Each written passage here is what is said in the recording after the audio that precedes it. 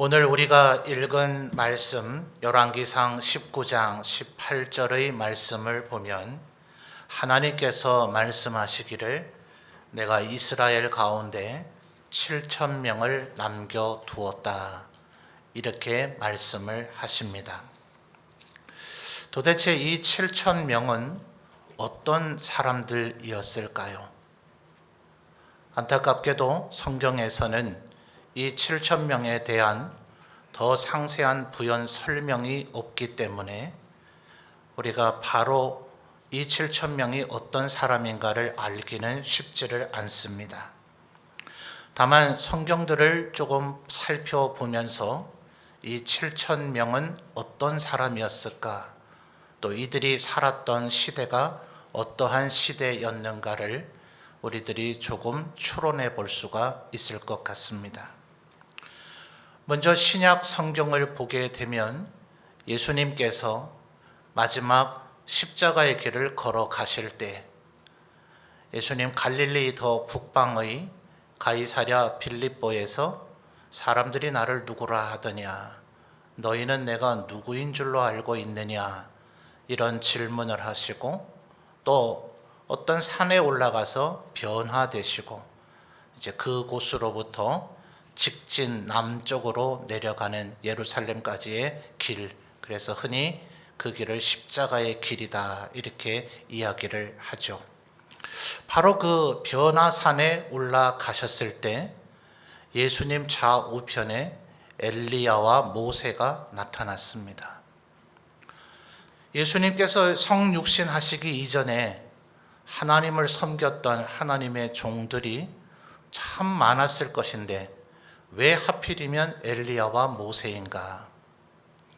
또 요한계시록 11장을 보면 하나님께서 요한 사도를 통하여 환상을 예언을 하게 하셨는데 하나님의 성전 마당이 3년 6개월, 42개월 혹은 1260일 전부 다 같은 기간을 말하죠. 이 기간 동안 하나님의 성전 마당이 더럽혀지게 될 것이지만 두 증인이 그것에 응전해서 끝까지 싸우게 될 것이다 라는 환상적인 예언을 말씀해 주십니다. 그런데 계시록 11장을 보면 그 두 증인은 누가 보더라도 엘리야와 모세를 묘사하는 것으로 설명이 되어져 있습니다.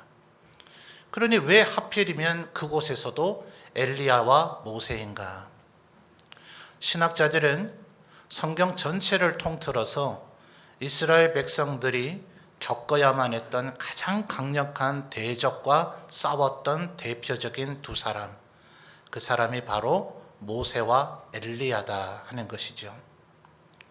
그런데 한 발짝 더 들어가서 생각을 해보면 모세보다 엘리야의 시대가 훨씬 더 어려웠지 않았을까? 모세의 시대에도 애굽의 왕 바로와 애굽인들이 이스라엘 백성들을 무던히도 힘들게 했죠. 그들에게 국가의 세금을 저장해 놓을 소위 국고성을 건축하게 만들고 또 그들에게 건축 재료도 주질 않으면서 너희들 스스로가 건축 재료를 조달해서 건축을 진행하라 이렇게 핍박하기도 하고 또 먹을 양식을 제대로 주지도 않을 뿐 아니라 급기야는 아들이 낳으면 아들은 다 죽이라는 명령까지도 내렸죠. 그러나 그럴지라도 그것은 애굽인들에게서 오는 박해이고 그 박해를 피해 이스라엘 백성 안에만 있으면 그래도 장정만 60만 명이고 그의 아내와 자식들이 있으니 그 공동체 안에 있으면 그나마 서로에 대한 위로와 의지가 되었을 겁니다.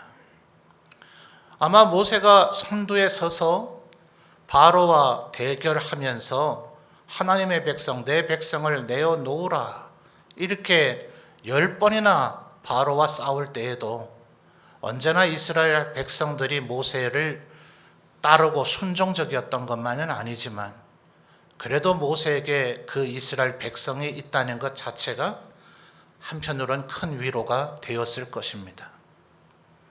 그런데 엘리야의 시대는 어떻습니까? 오늘 우리가 18절을 읽었습니다만 몇 절 앞에 있는 14절 말씀을 우리 성도님들 한번 읽어주시기 바랍니다. 열왕기상 19장 14절 말씀 여러분 읽어주십시오. 시작.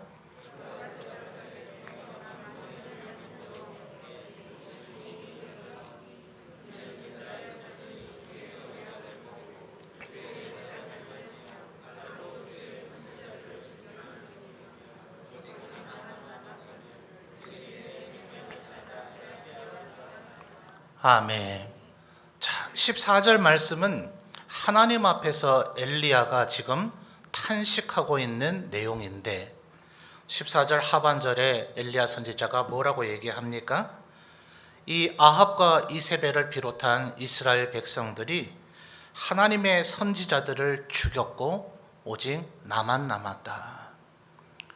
그러니 기댈 데가 없는 거죠.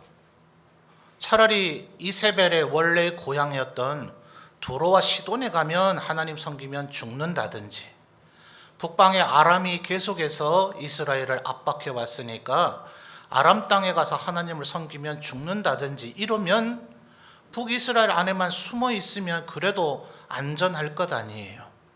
그런데 북이스라엘 안에서 세상 유일하게 하나님을 섬기는 나라이었던 이스라엘 안에서 하나님을 섬기면 죽는다는 거예요.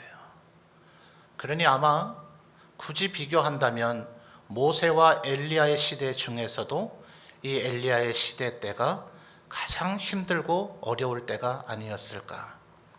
특별히 지금 14절에 엘리야 선지자가 뭐라고 얘기했다고요? 하나님의 선지자는 다 죽고 오직 나만 남았다.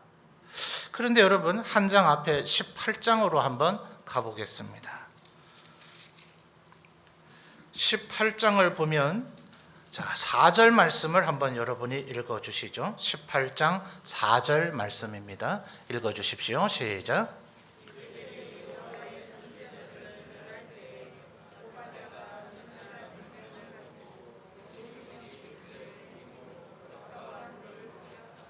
아멘.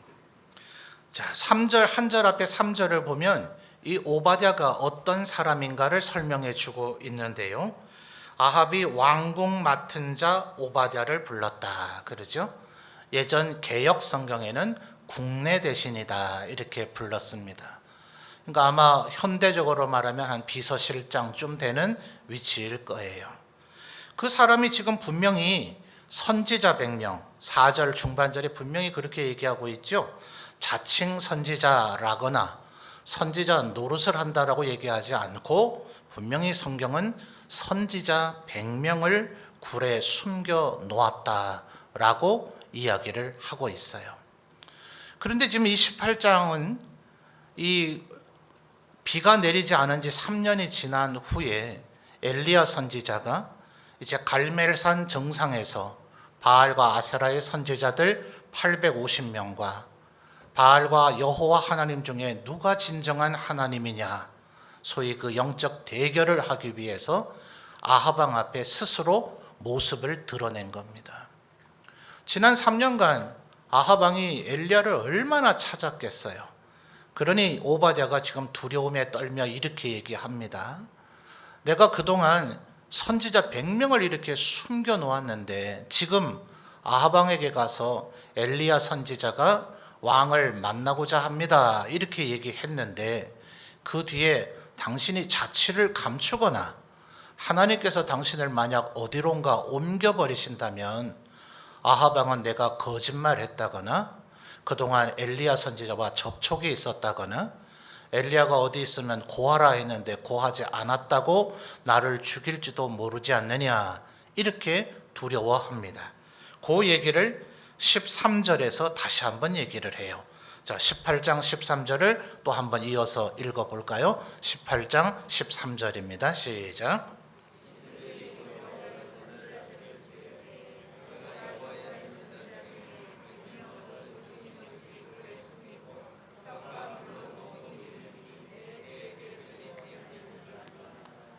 아멘.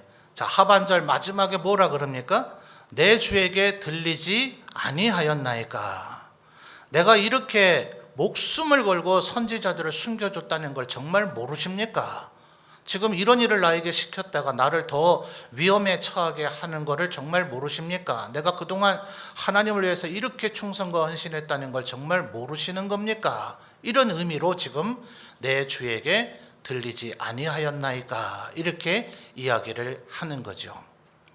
물론 하나님께서 영적인 능력으로 엘리야에게 이 사실을 알게 하시거나 아니면 하나님께서 엘리야야, 오바댜가 내 선지자 100명을 숨겨놓았다라고 알려주실 수는 있었겠지만 누군가를 통해서 엘리야가 알게 되지는 않았겠죠.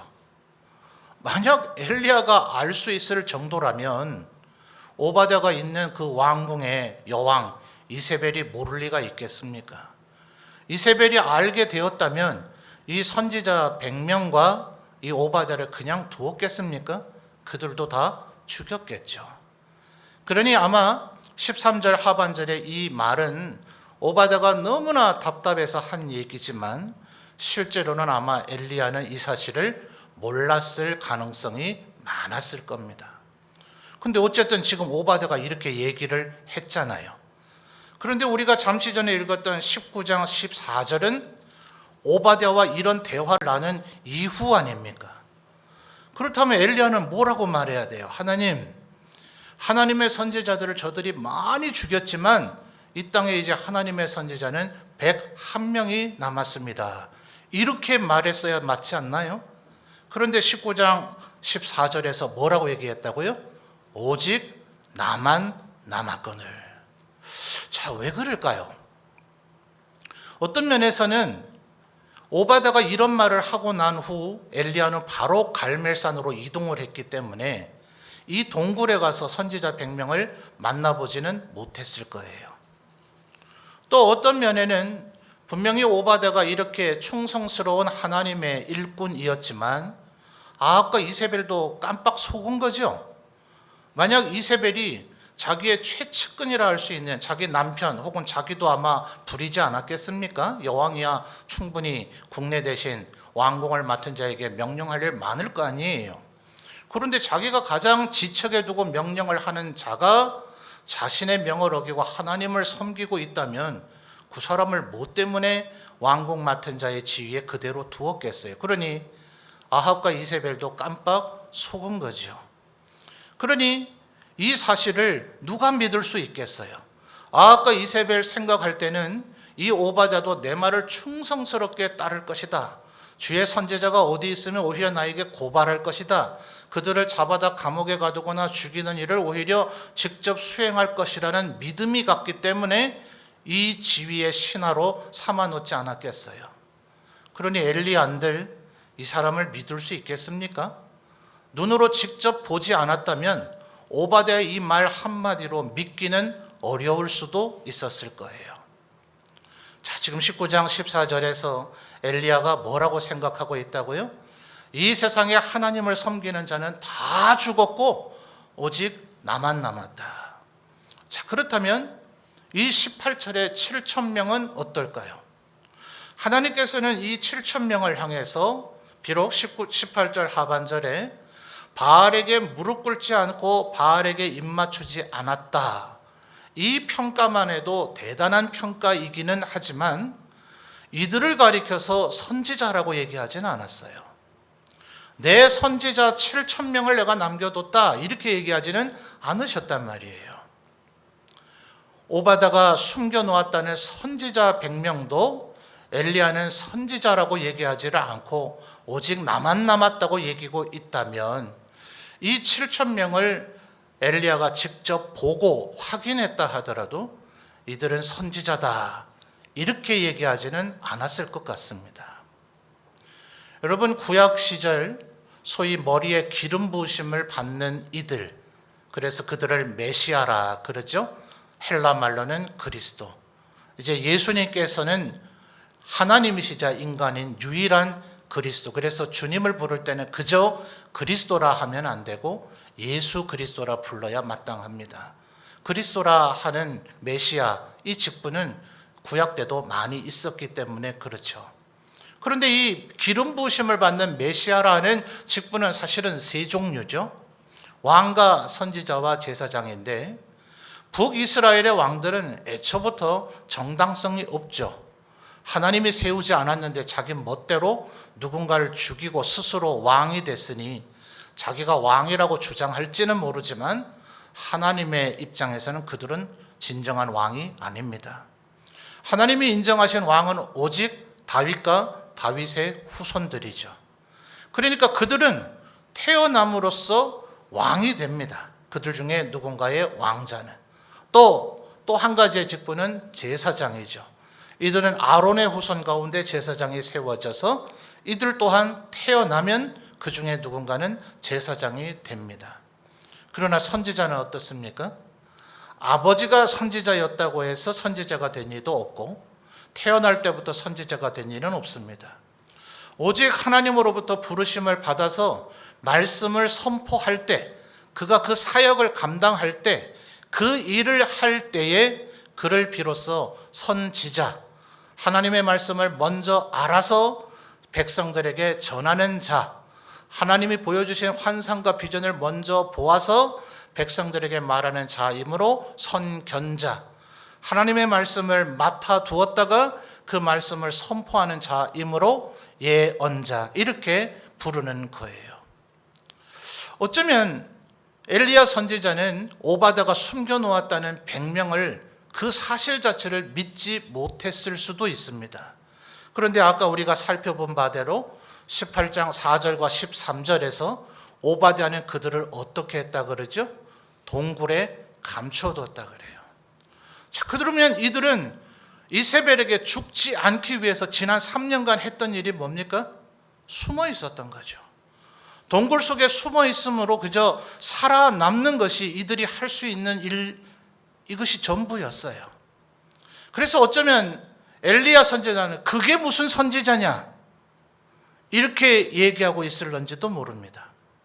오바댜 나를 말을 믿었다 할지라도, 그래 네가 선지자를 100명을 숨겨놓았다 치자, 도대체 그들은 3년 동안 뭘 했는가? 아합과 이세벨이 하나님의 종들을 죽일 때 그들은 목숨 걸고 그 행위는 하나님이 부당하게 여기시는 것이다, 그랬다간 죽는다, 하나님께서 결단코 너를 그냥 두지 않으실 것이다 라고 아합에게 경고를 했는가? 또 이스라엘 백성들이 아합과 이세벨을 따라서 19장 18절에 하나님께서 이 7,000명에 대한 평가가 뭡니까? 바알에게 무릎 꿇지 않고 바알에게 입 맞추지 않는, 분위기가 이쯤 되면 소위 알아서 긴다 그러죠.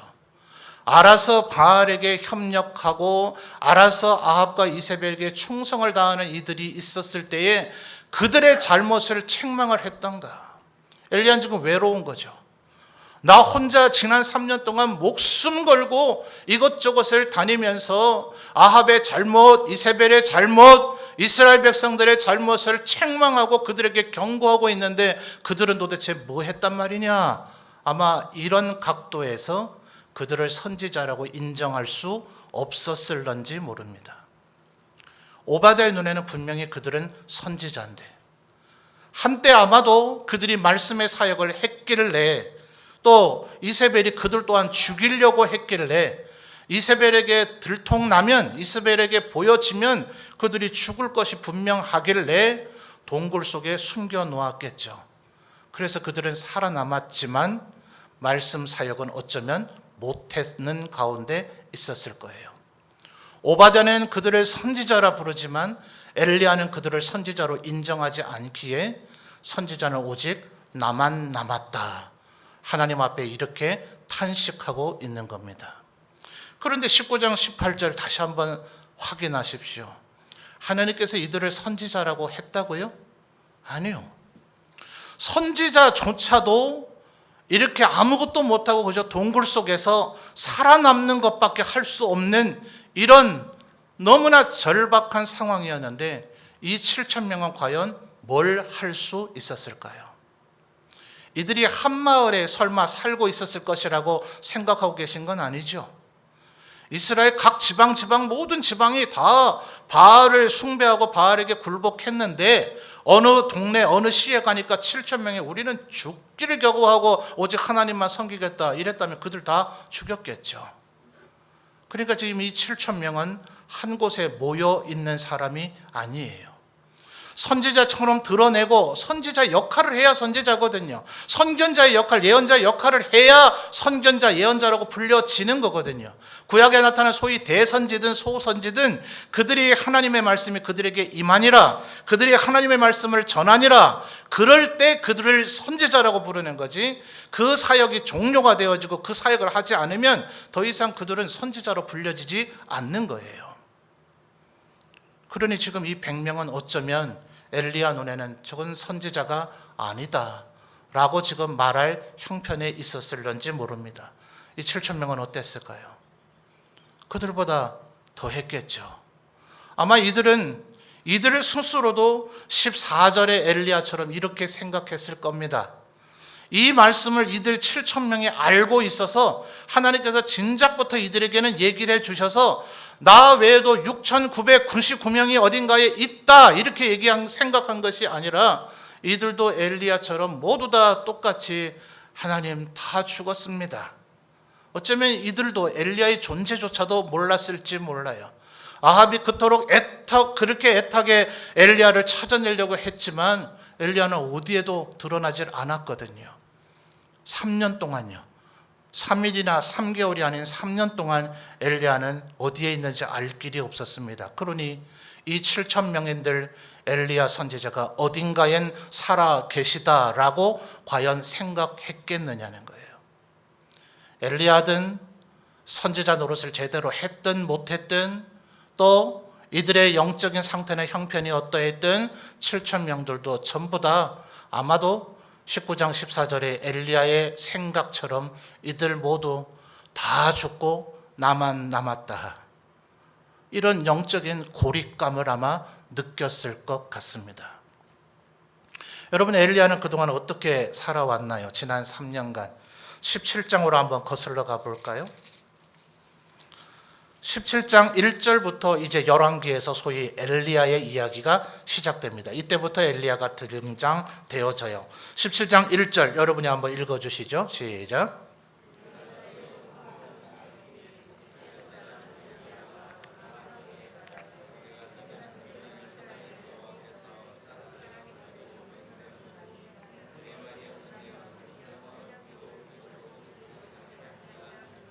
아멘. 자, 엘리야의 원래 고향은 어디입니까? 17장 1절의 첫 단어 보니까 길르앗. 이 길르앗은 흔히 요단강 동쪽을 나타내는 표현이죠. 요단강 동쪽에는 루벤과 므낫세 지파의 절반과 갓 지파가 영토를 가지고 있었습니다. 그런데 열왕기의 역사의 기록을 잘 보면 요단강 서쪽의 본토보다 이쪽은 훨씬 더 침략을 많이 받아서 이미 이 엘리야의 시대 때는 이 두 지파반은 많이 형태가 헝클어져 버렸습니다.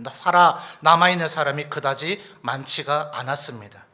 그래서 이 요단강 서쪽의 북이스라엘의 아합 사마리아에 와서 하나님의 이 심판을 경고하고 나서 3절을 보면 그는 또다시 요단의 그릿 시냇가에 숨었습니다. 이 그릿 시냇가를 성경 지도에서 살펴보면 요단강 동쪽입니다. 그러니까 이쪽에는 사람이 별로 없어요.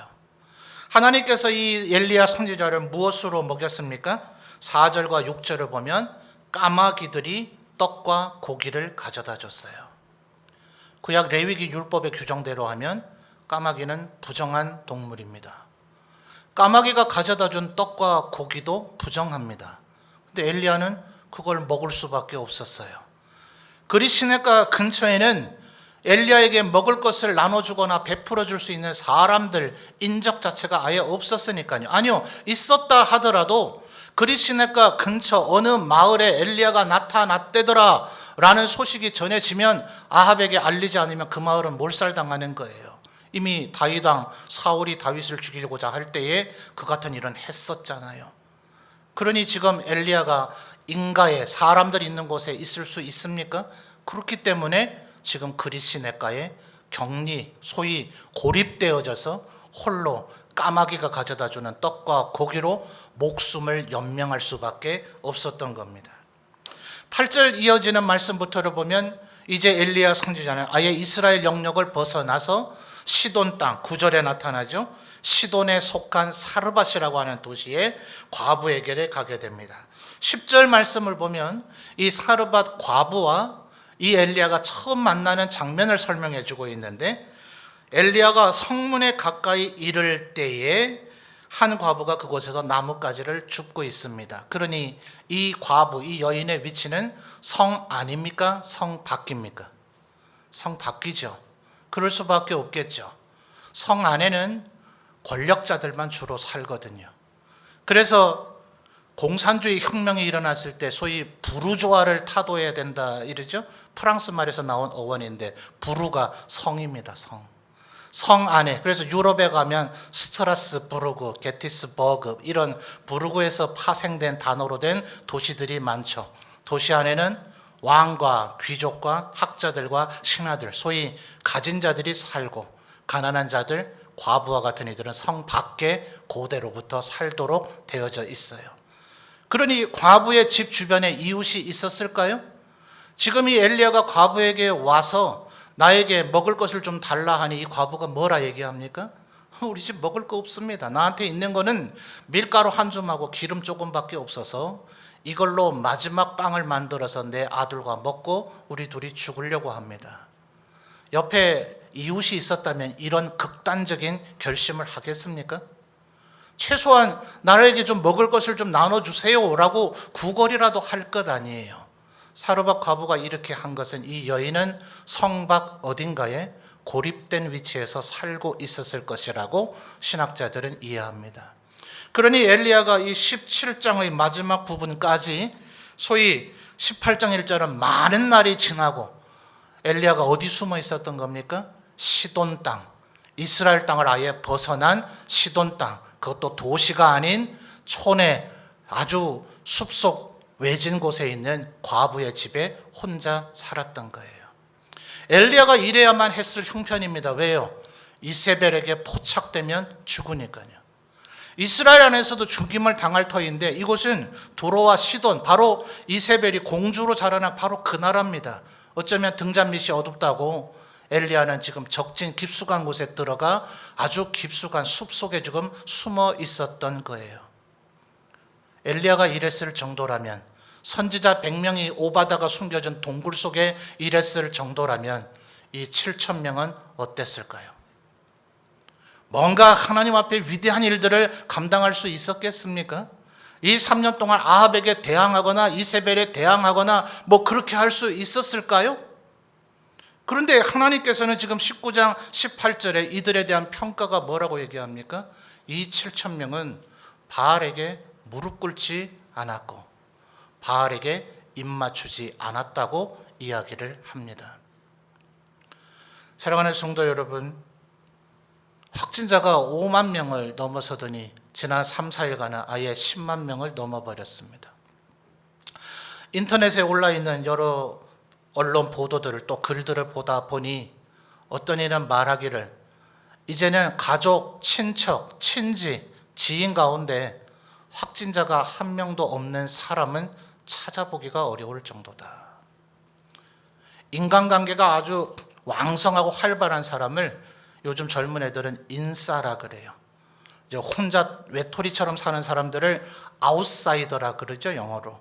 그래서 그 반대말 인사이더를 줄여서 인싸라 그럽니다. 근데 요즘은 주위에 확진자 한 명 정도 없는 사람은 아웃사이더다, 외톨이다, 인간관계가 좀 문제가 있는 사람이다 말할 정도로 지금 확진자가 이렇게 확산이 되어져 있습니다. 지난 3년간 어쩌면 우리 성도님들, 우리들이 예수 믿는 우리들이 마땅히 할 것, 주님을 믿고 말씀 읽고 기도하고 또 예배 드리면 그 다음 우리 뭐 해야 됩니까? 영적인 교제를 해야 되죠. 성경 공부를 하든 구역 예배를 하든 전도의 모임을 하든 내가 받은 은혜도 나누고 다른 사람을 권면하고 독려하고 뭐 이렇게 하는 것이 우리의 신앙의 핵심이고 그 과정에 오히려 힘을 얻죠. 어떤 이는 권면을 받으면 힘을 얻기도 하고, 내가 권면하고 위로하고 한다고 해서 내가 일방적으로 피곤해지는 게 아니라 오히려 그러면서 힘을 더 얻지 않나요? 저는 해마다 경험하는 것은 대신방을 가서 혹은 여러분의 개별 요청 신방을 가서 여러분의 기도 제목과 여러분의 삶의 형편을 듣고 또 제가 말씀을 전하고 기도해 주면서 여러분이 보이는 반응 속에서 제가 오히려 힘을 얻습니다. 말씀대로 살아가는 사람을 본다는 것, 하나님의 말씀대로 살아가는 하나님의 백성과의 영적인 교제를 한다는 것은 우리에게 오히려 힘과 은혜를 베풀어 주거든요. 그래서 교회의 기본 핵심 요소 중에 하나가 코이노니아, 하나님의 백성들의 교제가 있어야 된다. 그런데 우리는 지금 은혜를 누릴 수 있는 여러 가지 일들을 못하는 가운데 살아가고 있습니다. 그래도 오늘 예배 드리러 와서 여러분이 지금 은혜의 자리에 있습니다만, 예배를 마치고 여러분의 직장, 여러분의 삶의 현장에 있을 때 한 주간의 삶 동안 혹시 여러분은 영적인 고립감을 느끼고 있지는 않습니까? 영적으로 외로움을 느끼고 있지는 않느냐 하는 겁니다. 어쩌면 오늘 우리 본문의 말씀 속에 나타나 있는 이 7,000명도 우리와 느꼈을 감정이 비슷하지 않았을까? 이미 충분히 설명드렸음과 같이 이들은 나 외에 어딘가에 하나님께서 6,999명을 여전히 보존해 두셨다라는 믿음 속에 살아가지 못했을 거예요.